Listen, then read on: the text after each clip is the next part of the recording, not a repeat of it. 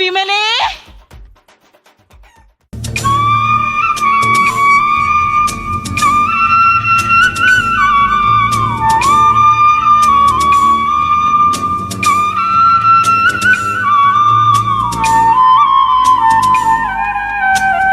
എന്താ സന്ധ്യ? അയ്യോ സന്ധ്യയാ? വെറുതെ എന്റെ കണ്ണിൽ ഇട്ട് കയറിയത്. അങ്ങനെ വിട്ടക്കൊള്ളില്ല മോളെ. ഇവിടെ നോട്ടെ, ഞാൻ ഇപ്പൊ പിടിച്ചോണ്ട് വരുവേ. അതെ, ഇത് എത്ര നാളായി അങ്ങനെ വിമലേ, എനിക്ക് വിശ്വസിക്കാൻ പറ്റുന്നില്ല കേട്ടോ. ഇവിടുന്ന് ആരപ്പോ പോയതാരാണ്? അതെന്റെ ഹസ്ബൻഡാ. എന്റെ കല്യാണം കഴിഞ്ഞായിരുന്നടാ. നിന്റെ കല്യാണം കഴിഞ്ഞായിരുന്നു. അയ്യോ അയ്യോ വിമലേ, നമ്മൾ നേരത്തെ സ്നേഹിച്ചിട്ടുണ്ടെന്നൊക്കെ സത്യമാ. പക്ഷെ അച്ഛൻ സമ്മതിക്കാഞ്ഞിട്ടല്ലേ ഞാനും കല്യാണത്തിന് സമ്മതിക്കാഞ്ഞത്. നീ ഇപ്പോഴും എന്നെ ഓർത്ത് ഇങ്ങനെ നീ ശരിക്കും എങ്ങനെ ചിരിക്കാതിരിക്കും? എടി, നിന്നെ ഞാൻ പെണ്ണാണ് വന്നപ്പോഴേ നിന്റെ അച്ഛൻ എന്താ പറഞ്ഞത്? നിന്നെ പോലെ ഒരുത്തിന് നിന്നെ കെട്ടിച്ചെല്ലാന്നല്ലേ? എന്നിട്ട് അയാൾ പറഞ്ഞ് ജയസൂര്യ പോലെ ഇരിക്കുന്ന ഒരാൾക്ക് കെട്ടിച്ചു കൊടുക്കണമെന്ന്. നിന്റെ അച്ഛൻ പറഞ്ഞ ജയസൂര്യാണ് പുറത്ത് പോയത്. ആണോ?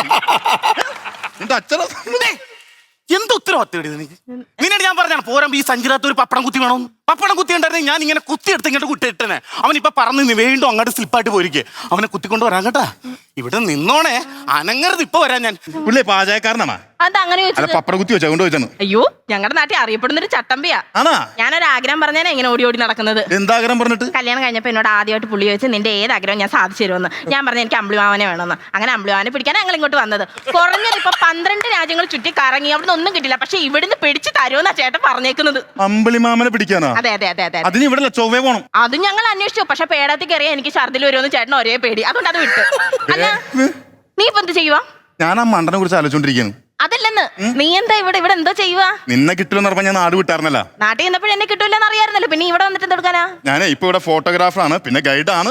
ഫോട്ടോ നീ ഇപ്പോഴും എടുക്കുവോ? പിന്നെ പുള്ളിക്കാരൻ ഇപ്പൊ ഒരു ഫോട്ടോ എടുക്കുവോ? അയ്യ, ആ ഉള്ള ഫോട്ടോ ഞാൻ എടുക്കല്ല. അതല്ലെന്ന്, പുള്ളിക്കാരൻ വരുന്നതിന് മുമ്പ് നീ എന്റെ ഒരു ഫോട്ടോ എടുക്കുവോ? എന്റെ സന്ധ്യ, നിന്റെ മുഖം എന്റെ മനസ്സിൽ പതിഞ്ഞിരിക്കുന്നു. പതിഞ്ഞ മുഖമാണോ എന്റേത്? അല്ല, പതിഞ്ഞ മുഖമല്ല, നിന്റെ മുഖം എന്റെ മനസ്സിൽ പതിഞ്ഞിരിക്കാണ്. നിന്റെ മനസ്സിൽ പതിഞ്ഞ ആ മുഖം നിന്റെ ക്യാമറ കണ്ണിലൂടെ എന്നെ ഒന്ന് കാണിക്കും.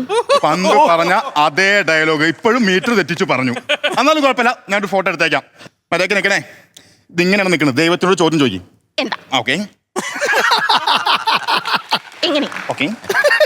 വീണാ വീണാ വീണല്ല, വീഴ്ത്താനുള്ള ശ്രമത്തിലാണ് ഇപ്പൊ ഞാൻ. അതല്ല, ഇവിടെ വെട്ടടിച്ചായിരുന്നു. വെട്ടോ? ആ, ഞാൻ അവിടെ നിന്ന് സ്ലിപ്പ് ചെയ്തപ്പോ ഇവിടെ ഒരു വെട്ടടിച്ച്. അല്ല, ഞാൻ ഫോട്ടോ എടുത്തപ്പോ ഫ്ലാഷ് അടിച്ചാണ്. അതെ അതെ. ദാഗ ദിന്ന കിദ്ദിന്ന ദാഗ ദിന്ന കിദ്ദിന്ന ദിർണഗ. എന്താടി ഇത്? ഫോട്ടോയാ? ഒരുത്തൻ ക്യാമറയും തൂക്കി വന്നപ്പോ ഉടനെ അങ്ങോട്ട് ദൃഗണ അടിച്ച് നിന്ന് കൊടുത്തല്ലേ? ചേട്ടാ, അങ്ങനൊന്നും പറയരുത്. വിമലിനെ എനിക്ക് നേരത്തെ പരിചയമുണ്ട്. അയലോക്കാരനാ? അയലുവയൊക്കെ ആയിരുന്നു. അല്ല, അയലോക്കാരനാ. പരിചയം. എടാ, നിനക്ക് എങ്ങനെയാടാ ഇവളെ പരിചയം? എടി, നിനക്ക് എങ്ങനെയാടി ഇവനെ പരിചയം? എന്താണ്? എങ്ങനെയാടാ നിന്നെ എന്തൊക്കെയാണ് ഈ പറയണത്? അതെ ചേട്ടാ, 12 മാസം ഞങ്ങൾ പ്രേമത്തിലായിരുന്നു ചേട്ടാ. 1 വർഷം. അതെ. ഇങ്ങനെ വന്നേ എതിർക്കണ്ടേ? നീ അപ്പൊ 1 വർഷം ഇവളെ സ്നേഹിച്ചല്ലേ? ചേട്ടാ, നീ അവിടെ പോയി ഇങ്ങനെ നിക്കടി. ഇങ്ങനെ അവിടെ പോയി മോനെ. 12 മാസം സ്നേഹിച്ചെന്ന് പറയുമ്പോ എന്തെങ്കിലുമൊക്കെ സംഭവിച്ചിട്ടുണ്ടോ? എവിടെയെങ്കിലും പോകിയ വല്ലതും? സിനിമകളൊക്കെ കണ്ടായിരുന്നു. എന്നിട്ട് സിനിമ കണ്ടിട്ട് ഐസ്ക്രീം കഴിക്കാൻ പോയായിരുന്നു. വേണമല്ലോ, സിനിമ കണ്ടിറങ്ങി കഴിയുമ്പോ എങ്ങനെ വന്നാലും 2 ഐസ്ക്രീം വേണം. 2 ഐസ്ക്രീം മേടിച്ചു. ഒറ്റ ഐസ്ക്രീം.